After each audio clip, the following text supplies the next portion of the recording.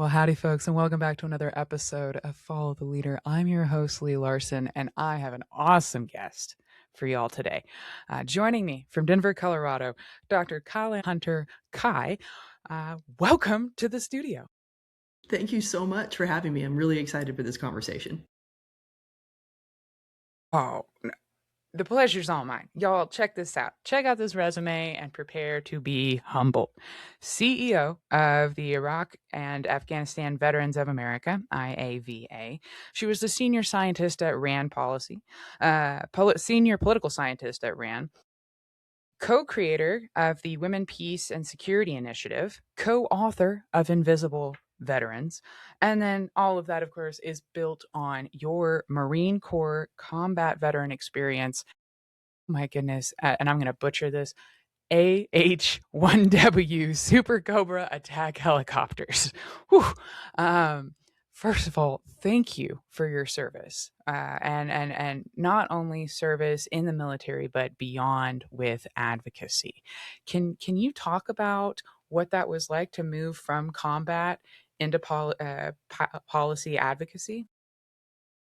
Absolutely. And first, it's always an honor and a privilege to be able to serve and to have a profession that continue to have impact. So I was a Marine, and I was a Marine at a time when we were really at the height of the deployments to Iraq and Afghanistan.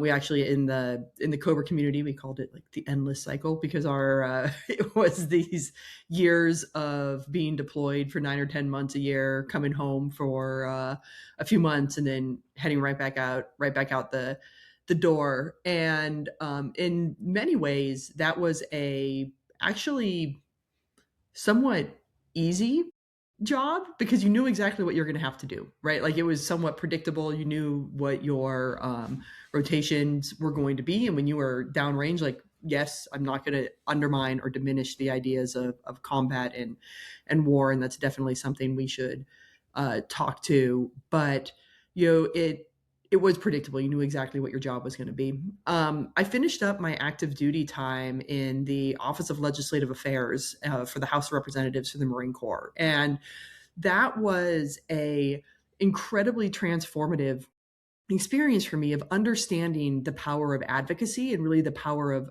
evidence-based advocacy. And I was serving there at the time when we were doing the repeal of Don't Ask, Don't Tell. And so, for folks who aren't familiar with that, Don't Ask, Don't Tell was a policy where gay, lesbian, and bisexual service members did not have to disclose their sexual orientation, yet were not allowed to talk about it. And if they did, if it was found out, they were separated from the military.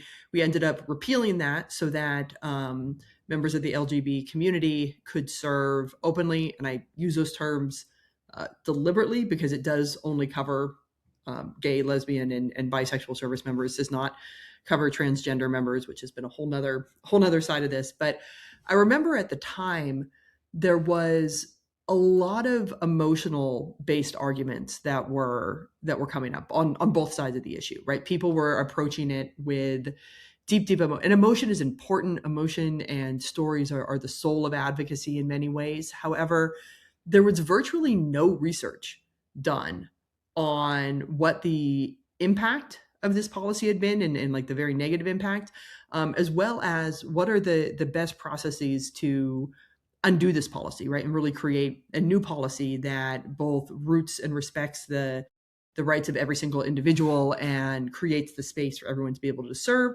but also continues to center military effectiveness in a real and meaningful way. There was one, RAND had done one, but it was old by this point. And so that drove me to go get a doctorate in political science. It really drove me to say, okay, if people are saying this work is too hard to do, I'm going to go figure out how to do it. And so went and got my doctorate, really with the focus of trying to connect this research on military personnel, right? Who are we recruiting in?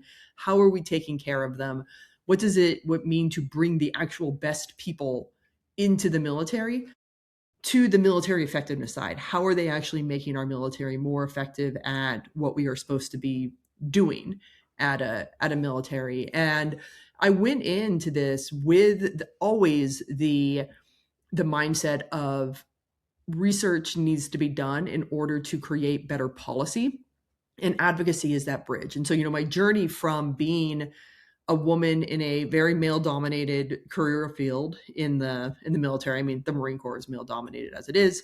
Cobra pilots are even more male dominated as it is, to, were some of my own lived experiences, right? Into working on the Hill, where I saw how objectivity, research, data can really give voice to the voiceless and cut through a lot of the hyper emotional and hyper partisan rhetoric, into going and doing this work at Rand and at the Air Force Academy, to now leading an organization whose focus is on advocacy. Unlike some other veterans organizations, we don't provide direct services to veterans. What we do is change laws and policies to ensure that America is a place that everyone who served has the ability to thrive in. It really is a full circle moment for me.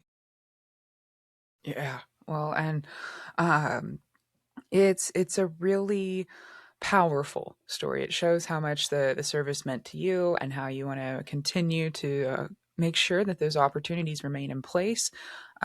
Access to job promotions and skill development.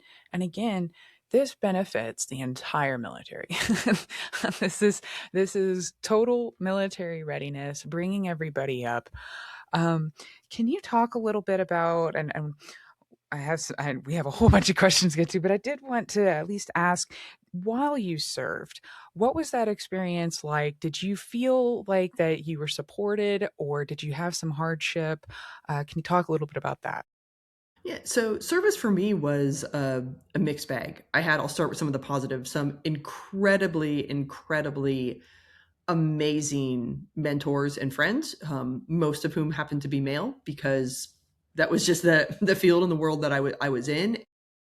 Learned deep, deep leadership lessons. I remember there was a senior officer who was a man, and he and I are super opposite and different in so many ways. Everything from just our background to the how we got into the Marine Corps, to our just almost personal beliefs that we have.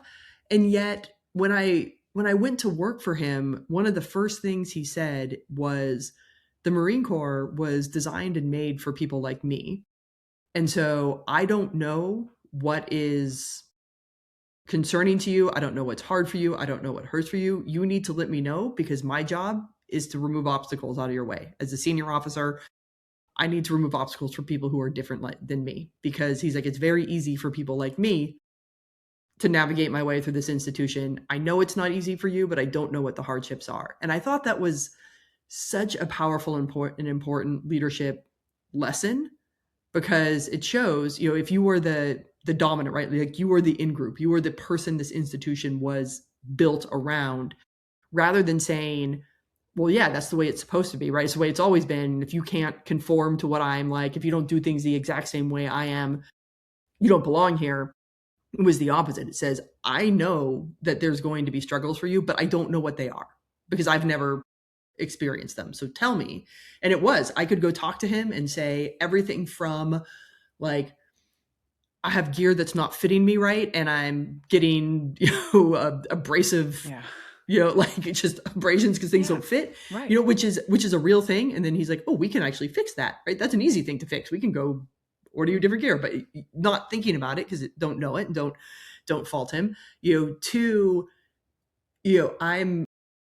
I'm getting sort of disproportionate flight time to whatever it was, right? I could go talk to him about this, and he's like, oh, this, now I know I can change, right? And that's, I think, one of the most important leadership lessons I learned, but also I think a testament to the fact that, as you mentioned, bringing a more diverse group of people into the military makes the entire unit better. It makes the military better. It makes the country safer and more secure. But you need to know how the institution needs to change to accept these new people. But then on the flip side, I had some horrendous experiences as well, right? Everything from being accused of getting things only because I was a woman. And I can tell you, they did not change any standards in the Cobra community for me. I also even made it my point to be able to perform to the male physical fitness standards just to try to be accepted more by people. But there was, a group that clearly didn't want me there, and whether it was through the sort of whisper rumor mill or an attempt to hold me to disproportionate standards, it was very clear that there was, even at this time, 20 plus years ago, the perception that standards had been changed. I had gotten things because I was a woman. They were making special exceptions, and that it it's incredibly hurtful because it's not true. Oh, yeah. B, it is the thing that's going to kill unit cohesion the most, right? When we look at even like the research and the literature behind it, bringing previous outgroups into organizations doesn't kill unit cohesion and culture. And in many ways, it actually makes things around task-based cohesion better. But the continued rumor mill is what absolutely destroys units, and like just how much that was allowed to percolate was really rough. Well, I'm so sorry to hear that. I know too. I laughed when you said that you even focused on the male physical fitness standards because I did that myself in Yeah. the when I served in the Air Force Chaplain Corps, and um, it kind of worked. Then it made people mad because now I was beating men on the track, I or then I was like, oh, I don't know if I actually should have done that. Now I've emasculated them. Like, Well, I actually had in like one of my goodbye plaques that I got for leaving a squadron. It was the I forget if it was the CO or the OPSO who like wrote on my plaque. He's like, "We're glad you're leaving because you won't embarrass us in PT anymore." And I was like, "Can we not win, right? Because if we didn't, right, if we were not holding ourselves to these standards, we would be told we were slow and weak, and oh look, there's double standards made for you. But as soon as we achieve them, the response is, "Oh, you're hurting us." yeah. No, no, I can't win. No, you can't win. Yeah, Never mind that. That is amazing. That like, I mean, run like fast, but not that you fast. honoring the standard. Right, Yeah, run fast, and also the whole fact that it's like you're making us look bad. We don't like this is the military. yeah. this is not just a neighborhood block. Like we should all be achieving like and celebrating success in the military because again it brings all like we're a unit like so and that's also the thing too is like I don't think you were the slowest by any means but like it to evolve your fitness to meet those standards you definitely had to improve and it's it it shares the dedication you had. So thank you for that. Earlier, you mentioned that standards for women have not been changed, that you met the standards. There has also been quite a number of headlines about tamping down diversity programs or removing certain people from high ranking positions. Um, there's a lot to be said. First of all, the folks that had held those positions did so. If anything, the military is a meritocracy. So this idea that they got where they are because, I mean, there at every step there are standards and things that we have to meet. But when these programs, these roles, or even the rhetoric, when these become, like you said, the rumor mill, what's at stake when we roll back these gains and who bears the cost? This is a really important question and a really important line of discussion. And I'm going to sort of take a step back to talk about the system for a moment and then get into like what the problem is. So as you mentioned, the military is a meritocracy. It is one of the few institutions out there where promotion and advancement qualifications are transparent and objective, right? Whether it's in your job, right? Like whether it was you as a chaplain or me as a pilot, right? Like you knew what you had to achieve to hit the next rank, right? You know the qualifications. For technical career fields, there are very set standards that are published that must be tied to the operational requirements of whatever that career field is that you have to do. And those have always been gender neutral, right? Whether you are a pilot or a logistician or a chaplain or a supply clerk or in the infantry, the operational standards are gender neutral. And actually, it was the reversal of the women in ground combat exclusion that actually forced the infantry career fields and armor and artillery, all of these previously closed jobs, that actually forced them to make gender neutral, occupationally tied standards for those career fields. For a while, the requirement to sort of get into infantry officer school was that you were a man who had completed your basic officer training and things like that, right? Like, there weren't these clear objective standards. When you added women, they're like, oh, we actually need to make clear objective standards. It turns out a lot of men can't meet them either, right? So that's to say is that there's physical standards that are objective that you need to make to just progress in your career. And then for things like promotions into the general officer ranks and the very senior enlisted ranks, there's also very clear standards that need to be met, and you need the recommendations of several senior officers above and below, right? And so to get to these positions, and to get to these positions of power, it's hard work. It's a lot of hard work, and you got to stick it out in this institution for like over 20 years, right? So it's hard work, it's dedication, and there are not, nor have there ever been, quotas for the number of women or people of color that need to be in these roles and positions, which is also some of the sort of rumor mill that you hear serving. And what we've seen over the past 20 plus years is that there's been a significant increase in the number of women in these positions, which makes sense if you look back sort of historically. We had, first the opening of the service academies to women in the 70s, which integrated women in with what was at the time the regular officer commissioning side of the house. You had combat ships open to women in the early 90s and combat aviation open to women in the early 90s, both of which, these are career fields that you have people achieving the highest ranks of their various services through, right? And that was one of the things historically when you had positions closed to women in particular, was that women were not in career fields that would often get promoted to the highest rank, right? For those who are not in the military listening to this, there are certain career fields that will promote more into like the most senior 4-star levels, which typically are associated with like what we call, quote unquote, like the main effort of what people are doing, right? So aviation being one, surface warfare ships being one, some of the logistics, but more sort of like, we use the term combat for lack of a better term, focused logistics, right? These are career fields that do promote into the most highest ranks. So they're sort of core to what the military services do. Whereas a lot of the ancillary support roles, it's much less likely that you're going to promote into the highest ranks, just because they don't need as many general officers or flag officers in those ranks.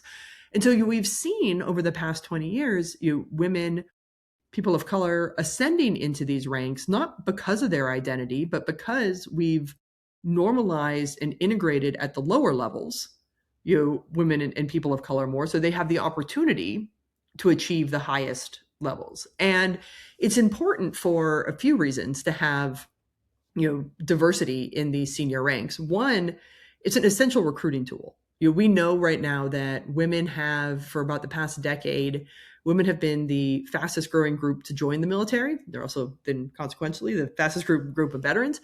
And this is due to several things. One, women are more eligible to serve in every state in the country right now when it comes to education, physical fitness, legal records. Like, women are just more eligible to join the military than men at this point. And then additionally, we've done a lot as a country in the past 20 years to really invest in women's education, women in STEM, women in sports, which actually opens up a lot more of these careers to them, right? You have people who are already athletic and, so it's easier to meet the standards, but also a lot of the STEM push with things like the Air Force and the Space Force and even Cyber Command across all of the services, recruiting very deliberately for exciting, fun jobs in the STEM world. So it's natural that women are going to move in.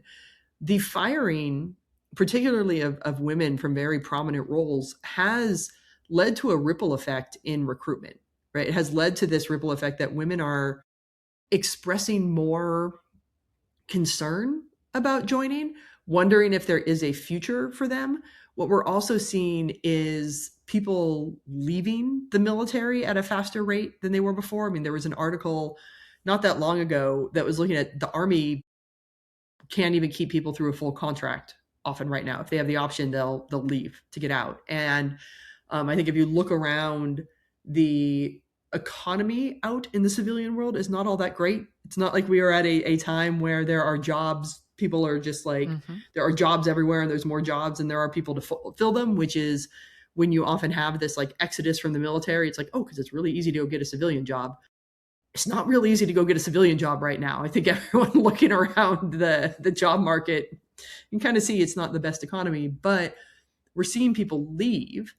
And there are these rumblings and discussions of like, well, if you don't pass some certain level of like loyalty test, you're just not going to have any future. And so rather than sitting around and waiting to get fired, people are opting out of the system. And what's really at stake with this is we're losing talent very, very quickly. Yeah, we're losing talent super, super quickly, as well as it's going to hinder our ability to recruit, and leaders. There's tons and tons of research around there on how diverse teams perform better at very complex tasks for three big reasons. One, people who don't look like each other are actually more likely to share information with each other because they don't assume that you have the same Right. baseline set, right? So like information sharing happens. Two, differentials of perspectives and backgrounds lead people to ask different types of questions. Different type of questions lead to different information engagement. That's really important. And then three, you are able to speak to and reach out to and engage with different types of effectively like affinity groups to get information. We saw this on the ground in Iraq and Afghanistan with things like female engagement teams, right? We had to go out and actually like, all the men couldn't do it, right? You needed women to come in. And as you sort of take that same theory and level it up through the ranks, having diversity in the most senior areas allows people to go out and actually engage with populations who may not look like the most senior leadership to continue to keep a robust fighting force. That was so well said. The three ways that a diverse team actually enhances communication, because I have experienced that, but I didn't have the language to say that. But I have been in situations where, like, it didn't look like we looked like a motley crew, but that motley crew, we were so that it there wasn't there wasn't the ego Mm-hmm. stuff that comes with if I walk into a group and everyone looks like me and now I have to flex so that I'm different and individual in some way. Like it's a that's a really beautifully way to word that. And I want to add to your point, just because you are so data driven, that I recently not only wrote a guest article, but I hosted the executive director here on the podcast of the Quaker House, who was talking about the number of conscientious objector requests and paperwork. He said that that has gone increased in the last year. And for officers, officers can retire like in a different, or they can separate differently, but they were saying they're getting a lot of moral injury resource requests. And so that Yeah, fits perfectly of what you're saying as people are leaving. yeah, and I think that's one of the things that we're hearing, and again, this is still at the anecdotal stage. We haven't done the full research dig into it. Is for women when they're seeing these most senior women fired, there's this feeling of like, did my service matter? Am I really a veteran? Should I be eligible for the benefits that I have, or am I some other lesser than person that needs to sort of be discarded, right? So the rhetoric, when we talk about the rhetoric, it has a real impact on people who are currently in, as we've seen this desired move, but also people who may have served decades ago starting to question, like, what did I do and was it worth it? And how do I, you know, how do I think about my past service? And that's exactly the word, discarded. Like feeling discarded. Like I served, I gave you years. I gave you time of my life, but I also gave you my body. Like I signed a Hmm. form that was like, yeah, I'll give my body to the state to do this and I will execute it to the best of my ability and I will serve and whatever. And now it's like, well, hold on. Well, um I that's was having a conversation with a good friend of mine who is also a pilot, and he said it, I think, more beautifully than I ever could. So give credit; these are not my words. He said, when I joined the Marine Corps, I truly believed that the American people were going to treat the gift of my body like the precious gift it is, and I don't know if that's true anymore. And I thought that was like one of the most beautiful sentiments of the way of saying this is that when you join the military, you're effectively putting your trust in the institutions that we have, right? We're putting the trust in the fact that those in power will make wise decisions. They will understand the value of human life. They will not be cavalier with deciding to go throw it away, because everyone who joined said, yes, I recognize I might not make it back, right? Like that is part of signing up to do that. And regardless of what your job is in the military, that there always is that as a possibility. But in return, there's this expectation that we're taken care of. But I think even more than the care on the backside is this expectation that decisions to go send us into harm ways are being made carefully and calculatedly and for the right reasons. And that's where we're hearing as well more and more questioning of that.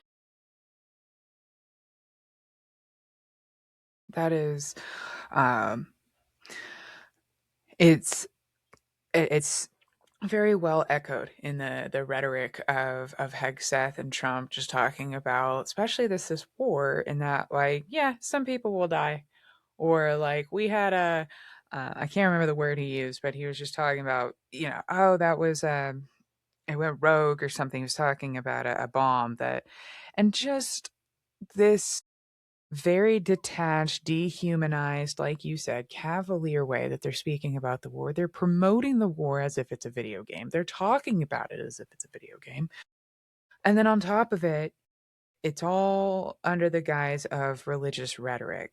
Now, I know that I can't read my handwriting, but you were the director of strategic warfare at the Air Force Academy. Did I say that title right?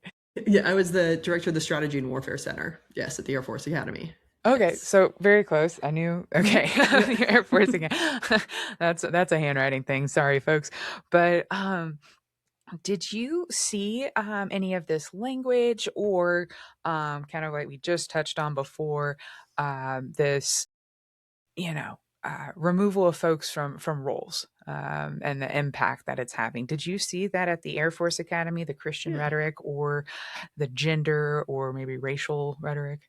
So, like, when I showed up, I would say I was actually at a really good time where there was a push to sort of divest from a lot of the, I think, very gung ho, let's go kill them all type rhetoric and really center the human aspect of it. And this is something that I was really proud of being able to do as part of the Strategy and Warfare Center. And we also, at the time, when I was first there, we were setting up this multi-domain lab, which was an immersive educational tool, right? That our cadets could go in and actually simulate what it would be like to be in a broader war situation. And it was really, really important to us when we were building this that the human was the center, because there is so much technological innovation in the military right now. And I will say in the Air Force and Space Force in particular, lots and lots of technological innovation, everything from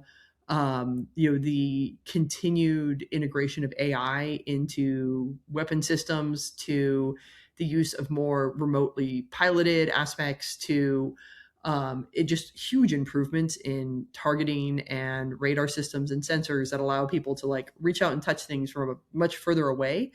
And so because of this, which has the ability to like effectively dehumanize warfare in a lot of ways, right? If you're sitting behind what's basically a big video game console, it's a lot easier to sort of disassociate yourself from it. But what decades of research from the wars in Iraq and Afghanistan, particularly on those that were UAS pilots, so remote, unmanned aerial system pilots, we saw is that the moral injury was so much worse for them. Mm-hmm.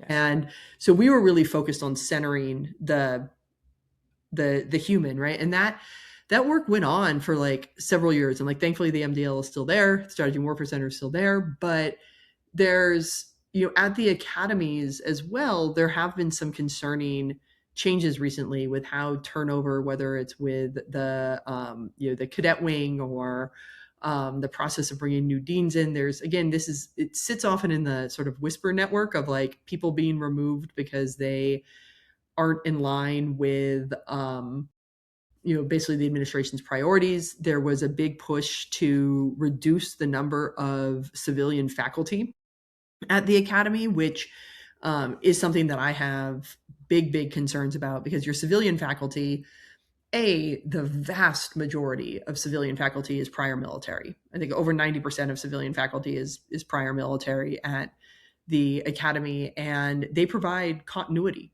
Right? They are there throughout a cadet's life cycle, unlike the uniform folks who often have to cycle in and out because of operational needs. But it also ensures that folks who have a rigorous academic background are part of the curriculum and training program. So there's been concerns raised by cadets and formal faculty about the accreditation potential of the academy if we keep trying to shrink civilian PhDs as part of the faculty there. And then there's been raised concerns about there being an attempt to have a more sort of white Christian focused thrust at the academy. I mean, the academy has unfortunately suffered around rumor mills of Christian nationalism for a really long time, right? And thankfully, while I was there personally, we saw a big focus on ensuring that everyone was able to serve, but really diversifying the curriculum that keeps the human at the center. The dean did a lot of work on really this scholar warrior side to focus, but there's from folks who are there now, there are concerns that it's drifting away from that academic rigor, from that really that place of exploration. Well, and there are, like you said, there are concerns, like, for example, Erica Kirk joining the Air Force Academy Board, and all of us thinking, what are you doing here? Can you kind of talk about these, Academy Board? Yes, the Air Force Academy Board, but how does Erica Kirk fit into a board like that? Or does she? Yeah, so I mean, it's a bit of a confusing one. So the boards of visitors are typically made up of, there's always some members of Congress, which is very bipartisan, and you want the ideological bipartisan spread because it's important to have those that are controlling the purse strings understanding the needs of the academy. There's also frequently subject matter experts from the education and training commands, like formal general officers from education and training command. You have academic subject matter experts on particular topics that are important to the service academy. You typically have alum, right? You'll have one or two alum that are there because it's getting their perspective of like, I was a cadet or a midshipman, at any of these boards. And then you have other academic administrative leaders and experts, to help ensure that everyone's up on like best practices of pedagogy. The service academies are interesting in that they serve two functions, but first and foremost, primarily, they are a educational institution, right? And they need to be, and historically they've been very good. West Point, Annapolis, Air Force Academy have been like really, really good academic programs because there's been a really strong focus on recruiting top top civilian and military academic talent to teach, because that's Mhm. number one. And it's sometimes, I'd have to remind my cadets there that, like, no, you do need a college degree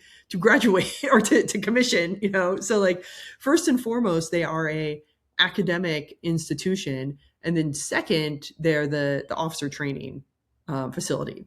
But the board of visitors that for all of the service academies, they need to oversee the academic rigor, ensuring that these boards meet academic rigorous standards, and then how that then fits in with the whole sort of 4-year life cycle of treating or of training our future officers. And so I think there's zero political about people's concerns about Erica Kirk being on there, but more of what of these qualifying roles does she fill, right? Because she's not a former academic or a current academic. She's not a military member or an alum or someone who's worked. Even we've had some like former DoD civilians who have worked very closely in like the education and training side of the DoD house, right? Who bring some unique skill that's going to further the academy's mission.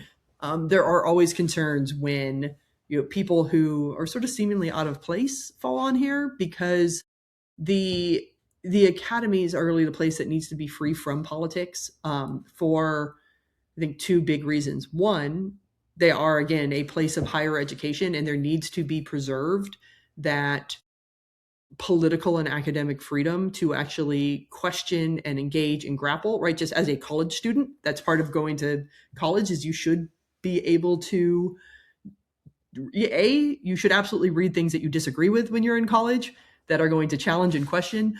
B, you need to have the space to be able to debate and ask questions, right? That's just how we grow as people. And I want our military officers to have a very, very well-rounded education and to understand other cultures, other ways of thoughts, and so number one, like, injecting any sort of political agenda into that is going to threaten the ability to just have a robust academic experience. It's the same things like you should not ban any books at the academies because people need to be able to read. And then number two, in democracies, militaries function best when they are reflective of the country that they represent, which means that we need to be recruiting and attracting people from all walks of life that represent America. Those are, and there's huge, robust academic literature out there around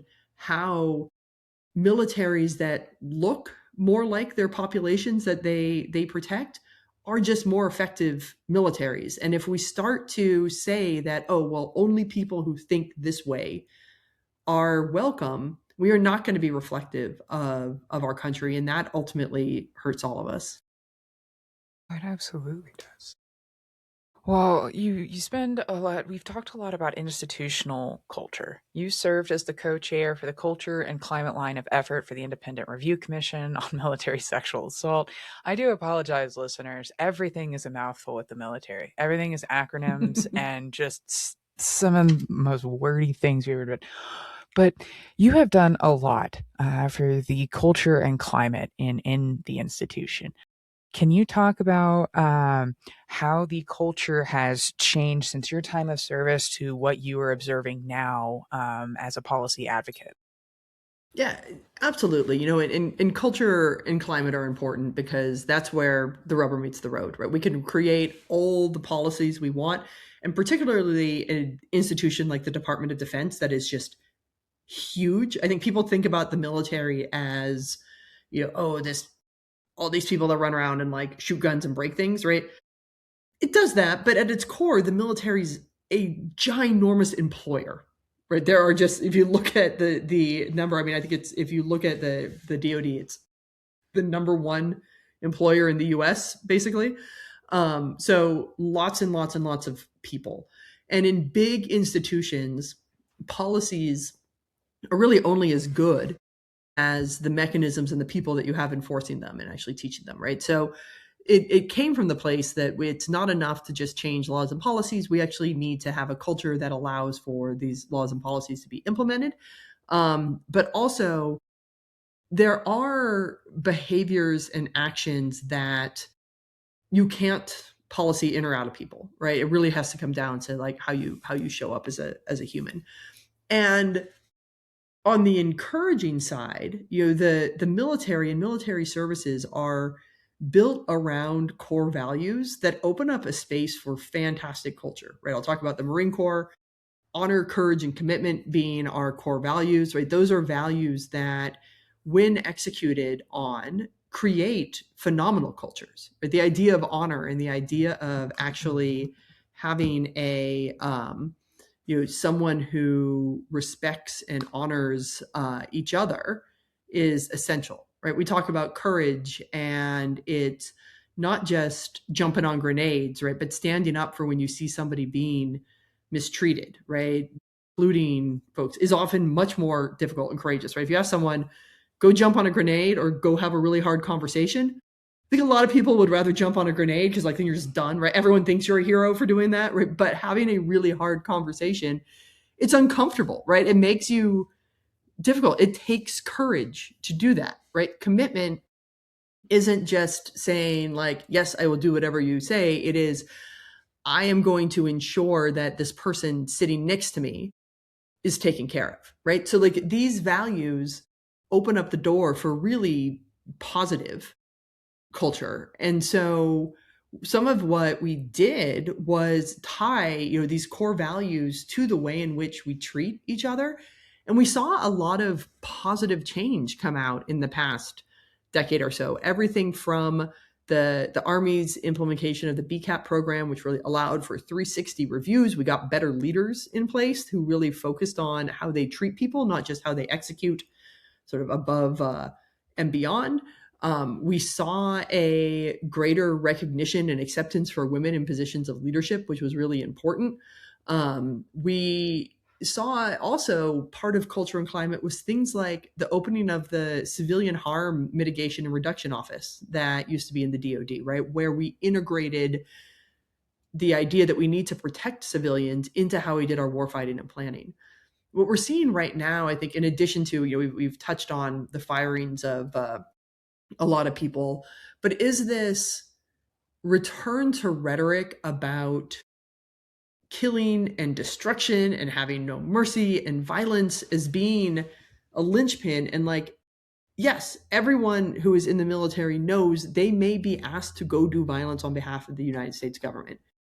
But what makes us professional and makes us the most efficient and effective is the understanding of when we need to use restraint, of how this fits into the broader goals of the United States military, as well as how we're able to integrate as a collective to serve the country, right? Like the military is a whole bunch of, I think as you served as well, right? Like you get thrown in with people that you never would have Right. otherwise been around, right? And you have to integrate to work as one to serve the broader collective, right? Which means that like as members of the military, we are there to protect and serve and be of service of people we probably disagree with. And we disagree with it for a whole host of reasons, right? And so there's this real concern that this return and like sort of retrenchment back to very violent rhetoric is going to undermine a lot of these positive culture gains that have led to a much more effective military.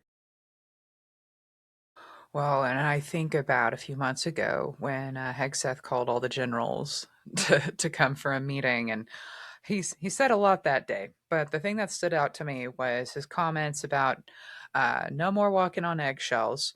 We're going to be rolling back policies and dealing with the complainers, and all of that uh, for a number of reasons. I am offended, insulted by that. Um, but then I started thinking about the effects. Like I was like, let's walk out that policy if he decides to go with this all white Christian heterosexual military. And you've just rolled back all these policies. And I was like, this not only is it all, like terrible for women, queer, anyone who's not Christian.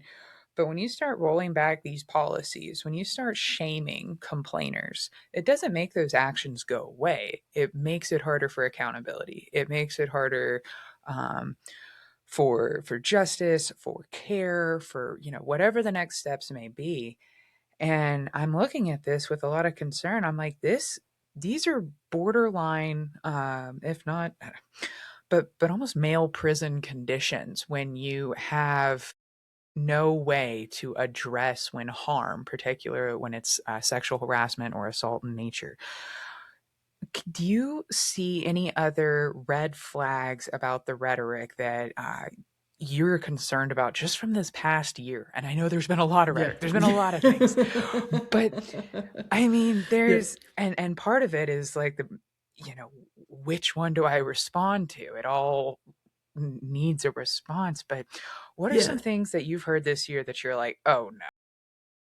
So there's a few things that really stand out. One is this notion of complainers and calling people complainers, which is, and they're complainers for raising the fact that they were raped and wanting to be taken care of, right? And what we saw, a few years ago, and it was a super, super narrow case, but it started to open up some cracks, right? Where there was a challenge to the Ferris Doctrine. So the Ferris Doctrine is the legal doctrine that basically says that members of the military cannot sue the DoD for harms received in the line of military service. And effectively, what this was designed to do was, like, if you were in like if you were in combat and you were shot, you can't sue the DoD because you were shot, because that's like an inherent hazard of your job, Right. right? If you were a convoy operator and your vehicle rolled over, right, you can't sue the military for the injuries, right? And we have other systems and means, right? We look at even like VA compensation, which has been often referred to as like in lieu of having class action, we pay you for the rest of your life, right? But so the Ferris Doctrine, says you can't sue. In a first limited case, there was the first successful case of someone suing the Air Force, actually, for damages from being raped and winning, right? And the argument was that rape should not be seen as a preconceived condition of employment in the military, right? Like, there are other harms that can be preconceived, even other psychological harms that can be seen as a potential precondition, but this should not be presumed that it might happen to you. And I bring that up, and why it's really important is because it started to reframe some of how rape in particular was thought of, as this not being a condition of employment, which I can't believe that those words are all coming out of my mouth at the same time, right? But it showed that these were people who had been legitimately harmed. They have a valid grievance and they need to be taken care of. And so that's that was a positive sign, right? And we started to see it becoming like, no, you should report more, right? We want you to report more. And language like that, it gives cover to those that are engaged in the bad behavior, right? That, like, well, what did you expect? You work here type thing. You're just complaining. And B, it's going to continue to have people not report and then not be able to get the support and help they need. And I really worry what that is for, like, our long term, what it's going to do to suicidality, what it's going to do to recruitment Mm-hmm. and retention, right? So that I'm very, very worried about. I am incredibly concerned about the language around violence that's being used right now, and the continued, complete, and utter dehumanization of, in particular right now, the Iranian people.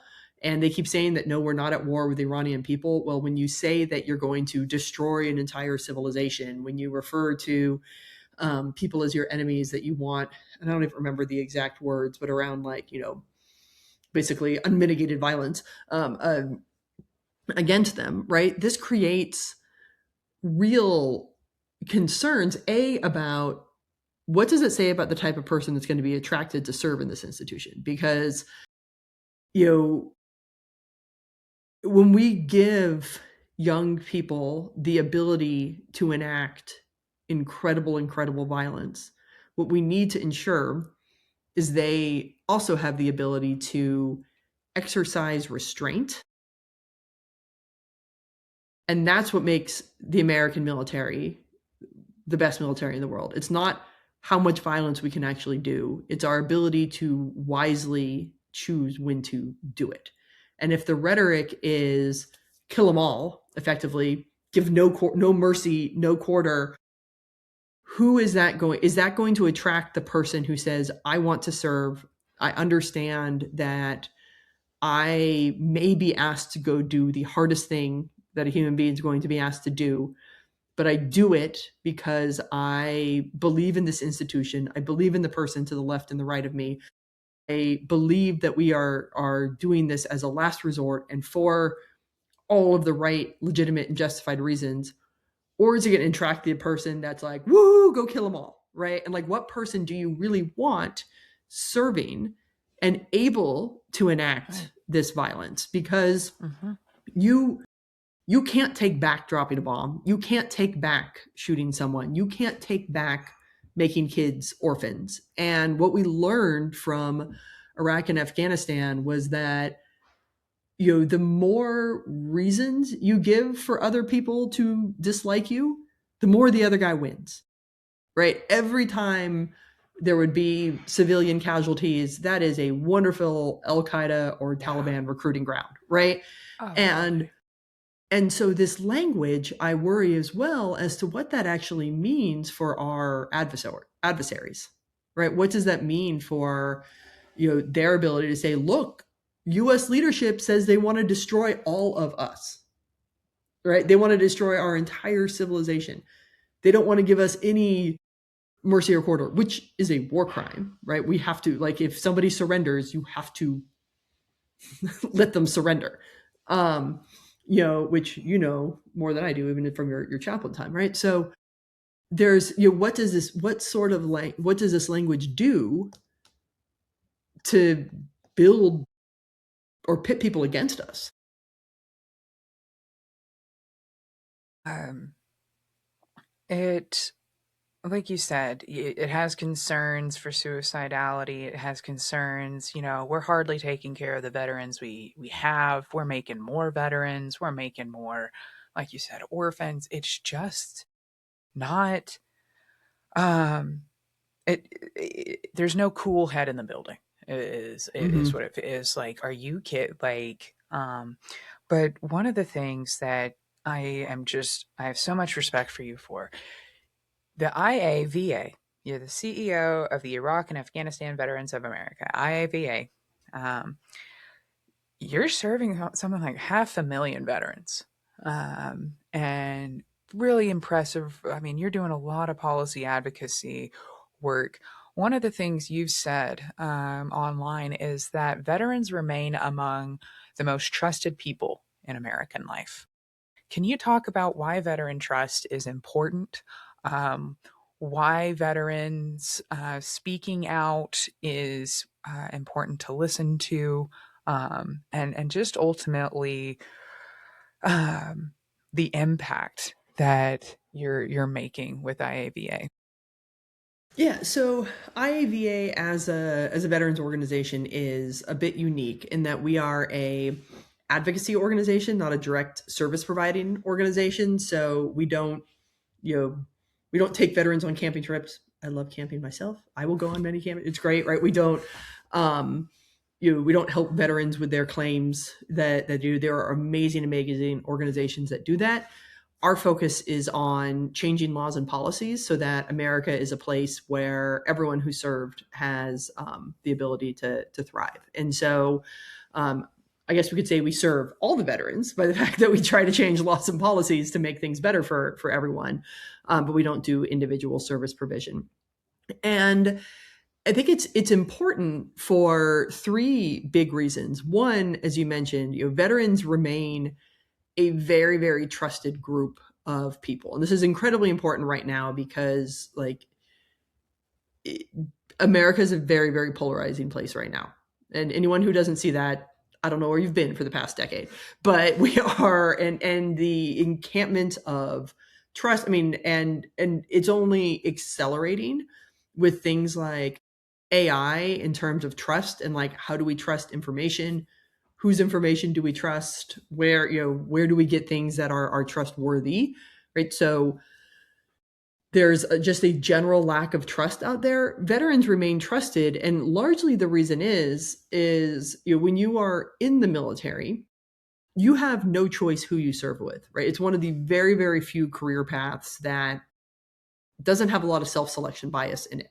Like, once you're in, you're going to go where you go, you're going to work with the people they tell you to work with, and you're going to do the things they tell you to do.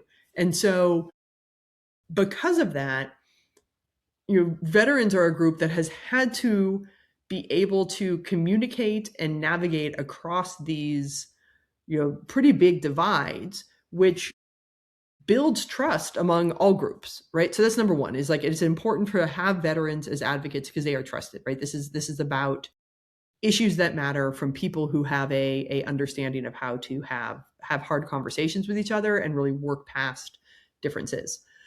Number two is that veteran issues are American issues. And I say that in the fact that if we look at something like the VA as a public health care system, some of the biggest innovations in medicine and medical history have come because of investments in the VA, and have come in the fact that veterans are a discrete population that is unique in some ways, particularly as it comes to like physical healthcare and the types of things that impact our bodies, right? Which has allowed for incredible innovation in terms of just the general broader medical community, right? We look at things like head trauma and our understanding of head injuries, right? The veteran population is responsible for so much of that, and what we are able to just know that benefits everybody.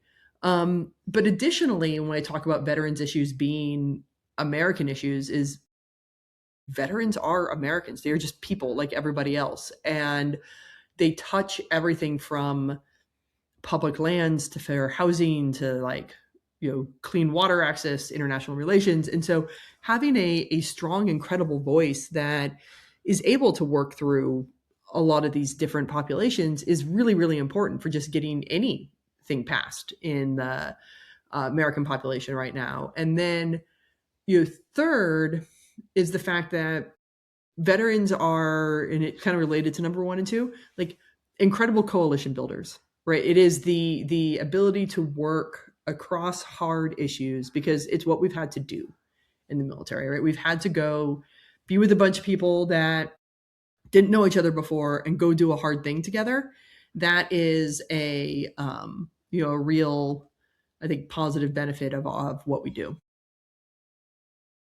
Well, I think that is the perfect place to wrap up this conversation, because I know that, I mean, you had, thank you. I'm like I said, very humbled and honored that you were here. Absolutely wonderful conversation. Please come back.